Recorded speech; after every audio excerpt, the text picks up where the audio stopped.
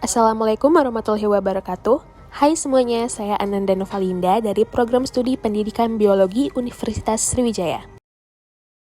Dalam video kali ini, saya akan menjelaskan dan memaparkan pembelajaran mengenai virus dan bagaimana peranannya. Sebelum itu, jangan lupa untuk like, komen, dan subscribe channel YouTube ini. Terima kasih. Selamat menonton dan selamat menikmati. Sebelum memasuki materi, terdapat subpokok bahasan di mana yang pertama ada sejarah penemuan virus, kedua ciri virus, ketiga reproduksi virus, dan yang terakhir peranan virus dalam kehidupan manusia. Apakah kalian pernah mendengar tentang virus? Pasti beberapa dari kalian pernah mengalami sakit, dan itu penyakit yang disebabkan oleh virus. Salah satunya dari virus influenza yang menyebabkan kalian bersin-bersin tanpa henti. Virus ini merupakan benda yang tak hidup karena tidak memiliki sel. Nah, virus ini juga tidak perlu makan dan tidak menghasilkan metabolisme. Namun, virus dapat bereproduksi. Salah satu ciri makhluk hidup itu dapat bereproduksi. Namun, virus sendiri merupakan benda yang tak hidup. Jadi, menurut kalian, apakah virus itu adalah makhluk hidup atau bukan? Menurut ahli biologi Rusia Dmitry Ivanovsky, ia mempelajari penyakit tembakau yang disebut dengan penyakit mosaik tembakau. Ia bereksperimen jika ekstrak daun yang terserang penyakit mosaik dioleskan pada daun yang sehat, beberapa waktu kemudian daun yang sehat itu akan terserang penyakit. Namun, jika ekstrak daun tersebut dipanaskan sampai mendidih dan setelah dingin dioleskan, maka daun tersebut tidak akan terserang penyakit. Maka dapat disimpulkan bahwa penyakit mosaik pada tembakau ini disebabkan oleh bakteri patogen, yaitu bakteri penyebab penyakit yang sangat kecil. Ahli biologi selanjutnya yang berasal dari Belanda yaitu Martinus Willem Beijering. Ia melakukan eksperimen dengan mengoleskan getah daun tembakau hasil saringan dari satu tembakau ke tembakau lain secara berjenjang. Dan ia menyimpulkan bahwa bakteri patogen ini mampu berkembang biak dan memiliki ukuran yang sangat kecil. Ahli biologi selanjutnya yang berasal dari Amerika Serikat yaitu Wendell Meredith Stanley. Ia bereksperimen dengan cara mengisolasi dan mengkristalkan virus mosaik tembakau. Ia dapat menyimpulkan bahwa virus ini berbeda alias tidak sama dengan bakteri. Selanjutnya kita masuk ke ciri-ciri virus ya teman-teman.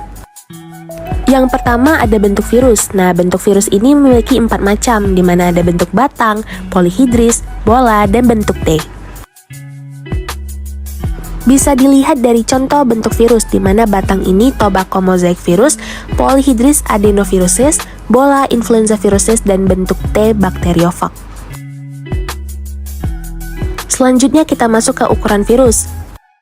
Virus memiliki ukuran yang sangat kecil, yaitu sekitar 10-300 milimikron. Virus terkecil memiliki diameter hanya 20 nanometer, lebih kecil dari ribosom. Bisa dilihat ukuran virus berdasarkan bentuk-bentuk virus. Selanjutnya kita masuk ke struktur tubuh virus. Nah, tubuh virus ini bukan merupakan suatu sel karena tidak memiliki dinding sel, membran sel, sitoplasma, inti sel, dan organel sel yang lain. Virus ini memiliki sifat seperti benda mati karena terdiri atas partikel yang dapat dikristalkan. Virus hanya menunjukkan sifat-sifat makhluk hidup, misalnya sedang bereproduksi apabila berada dalam sel organel hidup lainnya. Jadi virus bukan makhluk hidup ya teman-teman. Nah, ini merupakan struktur tubuh virus di mana ada kepala, leher, dan ekor. Dan terdapat kapsid, asam nukleat, selubung ekor, serabut ekor, lempeng dasar, dan jarum penusuk. Selanjutnya kita masuk ke reproduksi virus. Yang pertama ada adsorpsi. Ini merupakan tahap penempelan virus pada sel inang. Virion akan menempel pada bagian reseptor spesifik sel inang menggunakan serabut ekor. Yang kedua ada penetrasi. Ini merupakan tahap pemasukan genom ke dalam sel inang. Selubung ekor berkontraksi, membuat lubang yang menembus dinding dan membran sel. Virus ini akan menginjeksikan materi genetiknya ke dalam sel inang sehingga kapsid virus menjadi kosong.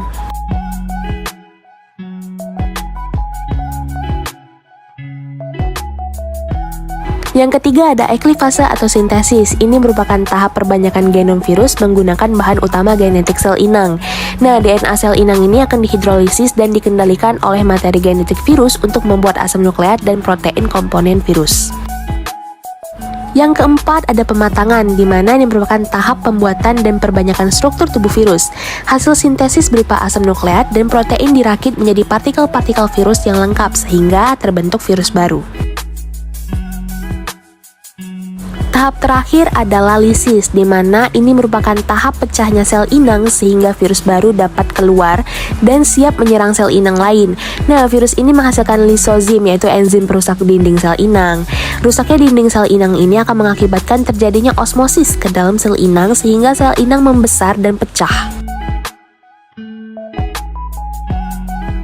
Nah, reproduksi virus ini terbagi menjadi dua siklus. Yang pertama siklus litik dan yang kedua siklus lisogenik. Siklus litik ini merupakan proses penggabungan DNA bersama dengan kromosom inang, sedangkan siklus lisogenik itu DNA virus masuk ke dalam sel inang dan bereplikasi bersama kromosom inang.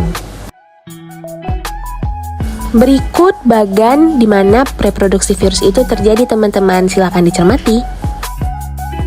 Yang terakhir kita masuk ke peranan virus ya, teman-teman. Peranan virus yang menguntungkan, di mana digunakan sebagai biopestisida, dimanfaatkan untuk pembuatan peta kromosom, digunakan dalam pembuatan vaksin, dimanfaatkan untuk mengubah sifat bakteri, dan dimanfaatkan untuk produksi protein. Ada yang menguntungkan, pasti ada yang merugikan dong. Nah, virus yang merugikan ini itu bisa menyerang tanaman seperti TMV, lalu menyerang pada hewan seperti rabies, dan menyerang pada manusia seperti COVID-19. Sekian video pembelajaran kali ini, semoga bermanfaat. Terima kasih sudah menonton dan see you di next video.